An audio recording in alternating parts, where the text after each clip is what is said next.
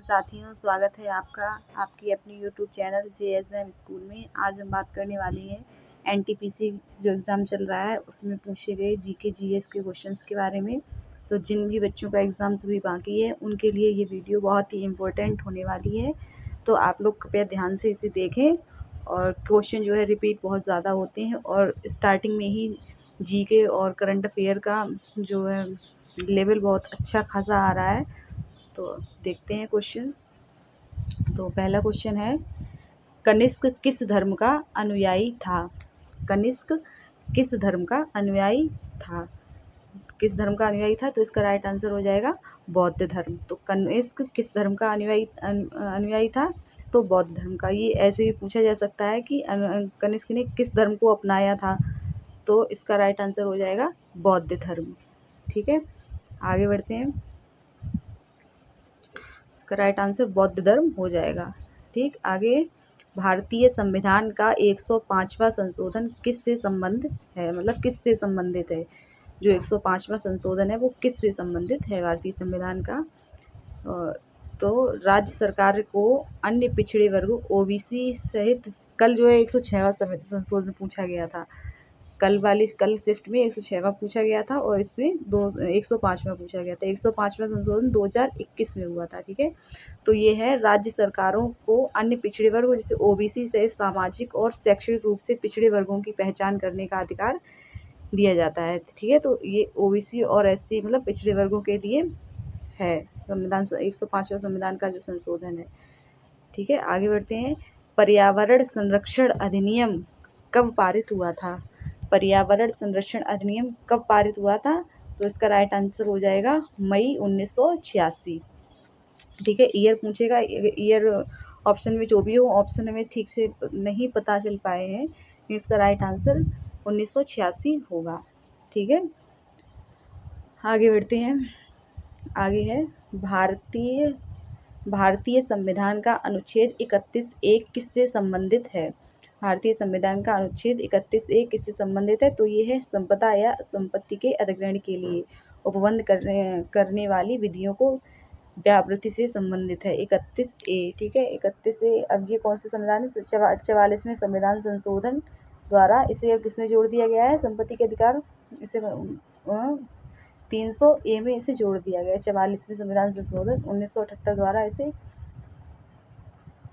300 का में शामिल कर दिया गया है, 300(a) में। ठीक है, तो इसे अब कौन से, आगे बढ़ते हैं। आर्थिक सर्वेक्षण 2024-25 के अनुसार भारत में 2023-24 की बेरोजगारी दर कितनी थी? तो इसका एग्जैक्टली आंसर हो जाएगा 3.2%। ठीक है, ऑप्शन पता नहीं, ऑप्शन जो भी हो, लेकिन इसका राइट आंसर 3.2% हो जाएगा। 3.2% इसका राइट आंसर है। ठीक है, आगे बढ़ते हैं। आगे का क्वेश्चन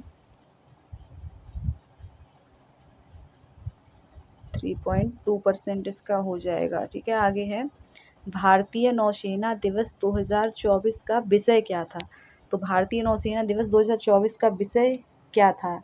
ये कब मनाया जाता है ये भी पूछा जा सकता है। तो ये 4 दिसंबर को मनाया जाता है। ठीक है, तो और इसमें लेकिन ये कब नहीं पूछा गया था, तो इसमें पूछा गया था कि इसका विषय क्या है। तो नवाचार और स्वदेशीकरण के माध्यम से शक्ति इसका विषय था। ठीक है, नवाचार और स्वदेशीकरण के माध्यम से शक्ति इसका विषय था, स्वदेशीकरण के माध्यम से। ठीक है, तो इसका राइट आंसर हो जाएगा नवाचार और स्वदेशीकरण के माध्यम से शक्ति। आगे बढ़ते हैं। वर्ष 2023 तक भारत की कुल नवीकरणीय ऊर्जा क्षमता कितनी है? कुल नवीकरणीय ऊर्जा क्षमता कितनी है? तो इसका राइट आंसर हो जाएगा 209.44 गीगावाट। ठीक है, 2023 तक भारत की कुल नवीकरणीय ऊर्जा क्षमता कितनी है? तो इसका राइट आंसर है एग्जैक्टली 209.44 गीगावाट। ठीक है, ऑप्शन के हिसाब से होगा वैसे ये, लेकिन अब ऑप्शन हम लोगों को एग्जैक्टली पता नहीं चल पाए हैं, तो इसका राइट आंसर 209.44 गीगावाट होगा। ठीक है, आगे बढ़ते हैं। आगे है MS वर्ड या MS एक्सेल में नया डॉक्यूमेंट या नया वर्कबुक खोलने के लिए किस शॉर्टकट की का प्रयोग करते हैं? तो MS वर्ड और एक्सेल में नया डॉक्यूमेंट खोलने के लिए किस शॉर्टकट की का प्रयोग करते हैं? तो इसका राइट आंसर होगा Ctrl+N। ठीक है, Ctrl+N इसका राइट आंसर हो जाएगा। ठीक है, तो एन से आप ऐसे भी याद कर सकते हैं, एन फॉर न्यू डॉक्यूमेंट खोलने के लिए आप इतना थोड़े से देख सकते हैं, ऐसे करके Ctrl+N इसका राइट आंसर हो जाएगा। आगे बढ़ते हैं। भारत और भूटान के बीच कौन सी प्रमुख भौगोलिक विशेषता स्थित है? भारत और भूटान के बीच कौन सी प्रमुख भौगोलिक व्यवस्था स्थित है? तो इसका राइट आंसर है हिमालय पर्वत। ठीक है, हिमालय पर्वत इसका जो है आंसर हो जाएगा। आगे देखते हैं कौन सा क्वेश्चन है, इसका राइट आंसर हिमालय पर्वत है। आगे देखते हैं। डेजर्ट साइक्लोन सैन्य अभ्यास किन दो देशों के बीच होता है? डेजर्ट साइक्लोन सैन्य अभ्यास किन दो देशों के बीच होता है? तो इसका राइट आंसर जो है हो जाएगा भारत और अमेरिका। भारत और अमेरिका के बीच में ये सैन्य अभ्यास होता है। ठीक है, तो डेजर्ट साइक्लोन सैन्य अभ्यास किन दो देशों के बीच होता है? तो वो भारत और अमेरिका के बीच में होता है, और ये जो है राजस्थान के थार डेजर्ट में इसका आयोजन होता है। ठीक है, राजस्थान में इसका आयोजन होता है। ये डेजर्ट साइक्लोन सैन्य अभ्यास जो है वो अमेरिका और भारत के बीच में आयोजित किया जाता है। ठीक है, आगे है। नीति आयोग के SDG इंडिया इंडेक्स 2023-24 के अनुसार सर्वश्रेष्ठ प्रदर्शन करने वाला राज्य कौन सा है? तो नीति आयोग के SDG इंडिया इंडेक्स 2023-24 में सर्वश्रेष्ठ प्रदर्शन करने वाला राज्य कौन सा है? तो इसका राइट आंसर होगा उत्तराखंड। ठीक है, तो इसका आंसर होगा उत्तराखंड।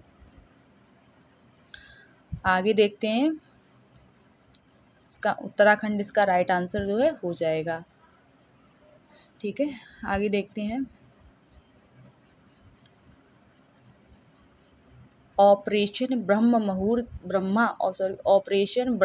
किस संदर्भ में चर्चा में रहा?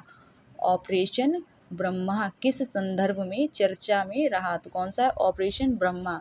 ये भारतीय सेना द्वारा म्यांमार में चलाया गया था राहत अभियान। तो ये किसके द्वारा चलाया गया था? भारतीय सेना द्वारा म्यांमार में राहत अभियान चलाया गया था। ठीक है, आगे बढ़ते हैं। ये याद रखिए आप, ये क्वेश्चन रिपीट हो सकता है। ऑपरेशन ब्रह्मा किसके लिए चलाया गया था? सड़क परिवहन मंत्रालय के अनुसार 2025 तक भारत कितनी नई एक्सप्रेसवे और हाईवे पूरे करने की संभावना है? सड़क परिवहन मंत्रालय के अनुसार 2025 तक भारत कितनी नई एक्सप्रेसवे और हाईवे पूरे करने की संभावना है? तो इसका राइट आंसर हो जाएगा 15। इसका आंसर हो जाएगा 15 हाईवे और एक्सप्रेसवे कंप्लीट कर लेगा। तो ये अगला क्वेश्चन है। निम्न में से P ब्लॉक से संबंधित कौन सा कथन सही है? तो ये जो है क्वेश्चन मिल पाया है, इसके ऑप्शंस नहीं मिल पाए हैं, और ये क्वेश्चन जो है ऑप्शन के हिसाब से ही होगा। एग्जैक्टली क्वेश्चन भी नहीं पता है, लेकिन कुछ ऐसा क्वेश्चन था, ऐसा बताया है। तो ये ऑप्शन से क्वेश्चन जो है हो जाएगा। ठीक है, बलबीर सिंह वरिष्ठ पुरस्कार 2025 महिला एवं पुरुष वर्ग में किसे मिला है? तो बलबीर सिंह वरिष्ठ पुरस्कार 2025 में महिला एवं पुरुष वर्ग में किसे मिला है?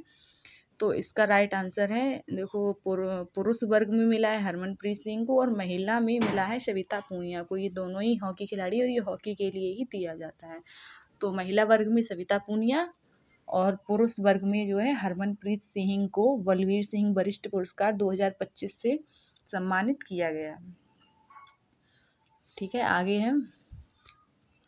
प्रिवी पर्स कब खत्म कर दिया गया था? प्रिवी पर्स कब खत्म कर दिया था? तो प्रिवी पर्स को 1971 में भारत के संविधान के 26वें संशोधन द्वारा समाप्त कर दिया गया था। तो इसे 26वें संविधान संशोधन द्वारा समाप्त कर दिया गया था। प्रिवी पर्स को 1971 में जो चालू हुआ था, 1971 में भारत के संविधान के 26वें संशोधन, अगर सन पूछे तो 1971 बताना है, और अगर कौन सी संविधान संशोधन द्वारा तो 26वें।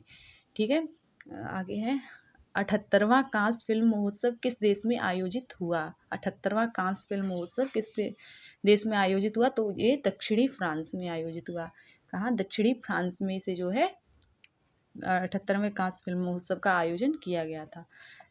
सबसे अधिक जल सोखने वाली मिट्टी कौन सी है। सबसे अधिक जल सोखने वाली मिट्टी दोमट मिट्टी है। ठीक है, तो ये दोमट मिट्टी है सबसे ज़्यादा जल सोखने वाली।